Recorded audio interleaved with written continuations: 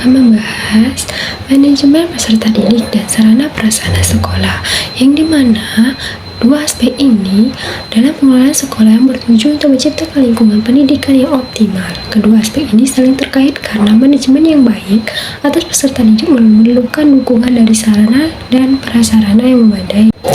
Pengertian dari manajemen peserta didik yaitu mencakup seluruh proses yang berhubungan dengan pengelolaan siswa di sekolah, mulai dari penerimaan hingga pengembangan dan penanganan permasalahan yang mungkin muncul selama mereka berada di sekolah. Fokus utamanya adalah menciptakan lingkungan belajar yang efektif, kondusif, serta mendukung pertumbuhan akademik dan pribadi siswa. Nah, manajemen peserta didik ini yaitu melakukan penerimaan dan pengembangan siswa, yang dimana penerimaan peserta didik adalah proses mencakup serangkaian kegiatan seperti pendaftaran, seleksi, dan penerimaan siswa baru.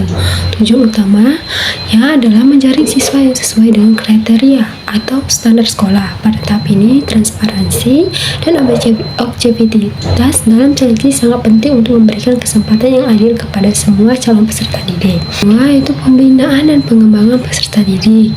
Pengembangan akademik yaitu manajemen seperti didik harus memastikan siswa memperoleh dukungan dalam proses akademik melalui metode pembelajaran yang variatif dan layanan pendukung seperti bimbingan belajar atau tutor sebaya.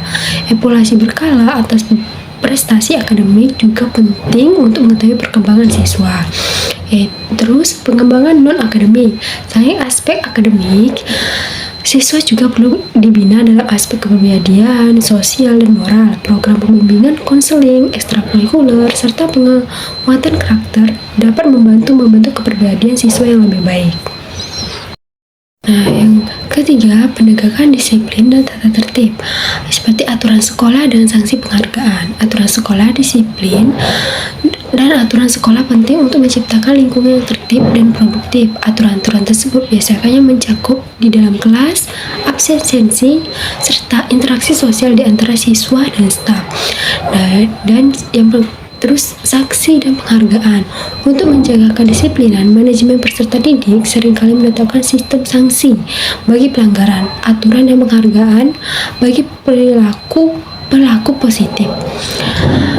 Sanksi harus diterapkan secara konsisten dan adil, sementara penghargaan diberikan untuk memotivasi siswa.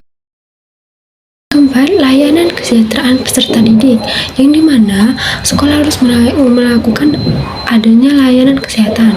Sekolah harus menyediakan layanan kesehatan yang memadai seperti klinik sekolah atau akses ke tenaga medis untuk menangani masalah kesehatan ringan atau keadaan darurat. Terus keamanan, lingkungan sekolah yang aman yang sangat penting bagi kesejahteraan peserta didik. Penerapan sistem keamanan seperti penjaga sekolah dan kamera pengawas dapat membantu menjaga keamanan fisik siswa di sekolah. Terus layanan psikologis. Selain kesehatan fisik, sekolah juga perlu menyediakan dukungan psikologis, terutama bagi siswa yang mungkin mengalami masalah emosional atau sosial. Layanan ini dapat berupa konseling atau terapi dari profesional yang disediakan sekolah. Nah, selanjutnya kita akan membahas manajemen sarana dan prasarana sekolah. Manajemen dan sarana prasarana berkaitan dengan pengelolaan fasilitas fisik dan material yang digunakan untuk mendukung proses belajar mengajar. Ketersediaan pengelolaan sarana prasarana yang baik sangat penting untuk menciptakan lingkungan yang mendukung pendidikan berkualitas. Nah, sebelumnya kita harus mengetahui apa itu sarana dan prasarana. Sarana dan prasarana sekolah adalah semua fasilitas yang mendukung proses belajar mengajar agar berjalan dengan efektif dan efisien. Namun sarana sekolah yaitu merujuk kepada segala bentuk alat dan perlengkapan yang langsung digunakan dalam kegiatan pembelajaran. Contohnya yaitu meja, kursi, papan tulis, proyektor, komputer, alat peraga, dan buku. Sedangkan prasarana sekolah merujuk pada fasilitas penunjang yang tidak digunakan dalam proses pembelajaran atau tidak bergerak seperti itu, tetapi sangat berpengaruh terhadap kelancaran aktivitas di sekolah. Contohnya adalah gedung sekolah, ruang kelas, lapangan olahraga, laboratorium, perpustakaan, dan serta kamar mandi. Perencanaan sarana dan prasarana.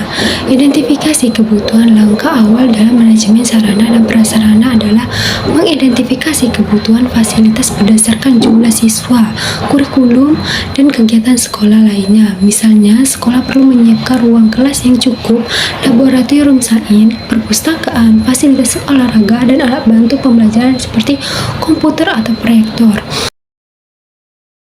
Pengadaan sarana dan prasarana. Pembelian dan pengadaan barang, sekolah bertanggung jawab atas pengadaan sarana dan prasarana, baik berupa bangunan fisik maupun alat-alat pendukung pelajaran. Proses pengadaan sarana harus transparan dan berdasarkan prioritas kebutuhan sekolah. Pembangunan fasilitas.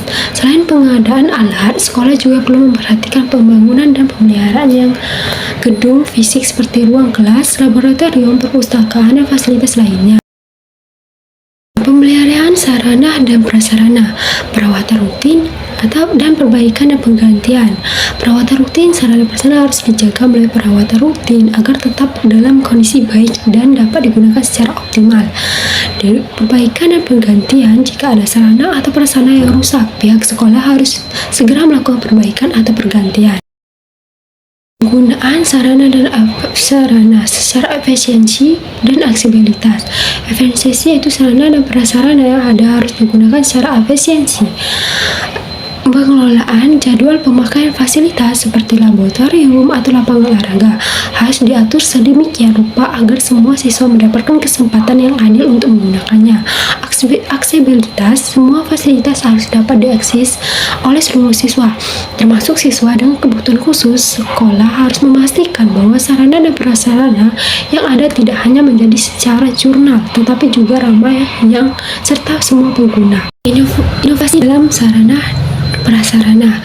Penggunaan teknologi. Sering dengan perkembangan teknologi, sekolah perlu memanfaatkan sarana digital untuk mendukung proses pembelajaran. Pengadaan perangkat teknologi seperti komputer, proyektor, internet, serta platform pembelajaran online dapat memperkaya pengalaman belajar siswa. Lingkungan sekolah yang ramah lingkungan. Aspek ramah lingkungan juga menjadi bagian penting dalam manajemen sarana dan prasarana. Penggunaan sumber yang energi terbarukan, pengelolaan sampah baik, dan menciptakan ruang terbuka hijau di lingkungan sekolah bisa menjadi bagian dari inovasi ini. Manajemen peserta didik dan sarana prasarana sekolah merupakan dua elemen krusial dalam menciptakan lingkungan pendidikan yang berkualitas. Pengelolaan peserta didik melibatkan berbagai aspek seperti penerimaan, pengembangan, pembinaan, dan penegakan disiplin. Sedangkan manajemen sarana prasarana fokus pada penyediaan dan pemeliharaan fasilitas yang mendukung proses belajar mengajar. Kedua aspek ini harus dikelola dengan baik dan saling mendukung agar tujuan pendidikan dapat tercapai secara maksimal.